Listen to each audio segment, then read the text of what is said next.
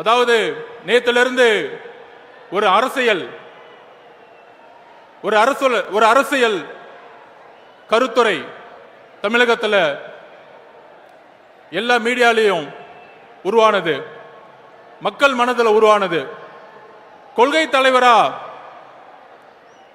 5 தலைவர்களை உறுதிப்படுத்தி கட்சியை வழிநடத்தக்கூடிய இந்த நேரத்தில் எதற்கு மாநாடுடைய முகப்புரையில் அறிஞர் அண்ணாவையும் புரட்சி தலைவர் எம்ஜிஆர் அவர்களையும் ஏன் மாநாடுடைய முகப்புரையில் தலைவர் விஜய் அவர்கள் கொண்டு வந்தாருங்கிற ஒரு பெரிய விவாதம் உருவானது. அந்த விவாதத்தின் பதிலை நாங்கள் கூறுகிறோம். 1967 அண்ணா உருவாக்கிய சமூக நீதிக்கான அரசு எல்லோருக்கும் சமமான அரசு. திராவிடம் என்றால் எல்லோருக்கும் சமமான, எல்லா சாதியும் எல்லா மதமும் தமிழ்நாட்டில் சமத்துவத்தை நோக்கிய ஒரு அரசியலையும், இளைஞர்களுக்கான அரசியலையும், ஊழலற்ற ஒரு அரசியலையும், சிறுபான்மைகளுக்கான ஒரு அரசியலையும், எல்லா மதங்களுக்கும் எல்லா சாதிகளுக்கும் ஒரு அரசியலை உருவாக்கினார். அதுதான் திராவிடம்.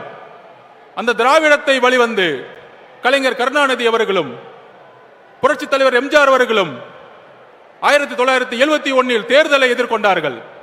எம்ஜிஆர் அவர்கள் கலைஞர் கருணாநிதியுடன் தேர்தல் அரசியலை தன்னுடைய முழு தியாகத்தையும் உருவாக்கி மிகப்பெரிய வெற்றியை அடைந்தார்கள். ஆனால் 1971 மிகப்பெரிய வெற்றி பெற்ற பிறகு அண்ணா உருவாக்கிய கொள்கையிலிருந்து, சமூக நீதியிலிருந்து, ஊழலற்ற ஆட்சியிலிருந்து தன்னுடைய குடும்பத்திற்கான கட்சியாக கலைஞர் கருணாநிதி அவர்கள் மாற்றிய பொழுது அன்றைக்கு குரல் கொடுத்தார். 1972 புரட்சி தலைவர் எம்ஜிஆர் அவர்கள் கட்சியை உருவாக்கினார். அந்த கட்சியை உருவாக்கி 1977 மிகப்பெரிய அரசியல் வெற்றியை பெற்றார். ஆக அண்ணா அவர்களுடைய குறிக்கோளை கலைஞர் கருணாநிதி அவர்கள் தன்னுடைய குடும்பத்திற்காகவும் தன்னுடைய ஊழலுக்காகவும் திமுக கட்சியை மாற்றிய பொழுது புரட்சி தலைவர் உருவானார். இன்றைய காலகட்டம் என்ன? இன்றைக்கு தமிழகத்தை ஆண்டு கொண்டிருக்கின்ற திரு மு க ஸ்டாலின், முதலமைச்சர் திரு மு க ஸ்டாலின் அவர்கள் தன்னுடைய தந்தையிடமிருந்து ஒரு பாடத்தை கத்துக்கிட்டாரு. என்ன பாடம்? திரு கலைஞர் கருணாநிதி அவர்கள் தன்னை சுத்தி இருக்கக்கூட ஒரு 10 குடும்பத்துக்கும் சேர்த்து ஒரு மிகப்பெரிய ஊழல் சாம்ராஜ்யம் உருவாக்கினார்.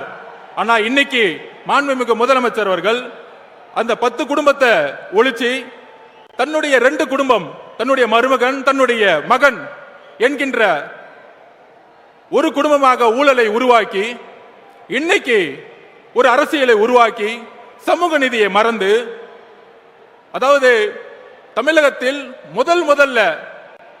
முதல்ல ஒரு அமெண்ட்மெண்ட் கொண்டு வந்தாங்க சோசியல் ஜஸ்டிஸ்க்காக. ஆனா இன்னைக்கு சாதிவாதி கணக்கெடுப்பு நடத்த மாட்டாரு. ஏன்னா அதுதான் பிஜேபியோடைய ஒரு உறவு. அதுக்கப்புறம் இன்னைக்கு ஊழல் மட்டுமே இருக்கக்கூடிய திரு முதல்வர் அவர்கள் சமூக நீதியை மறந்தாரு, சாதி அரசியலை உருவாக்குனாரு, ஊழலை உருவாக்குனாரு.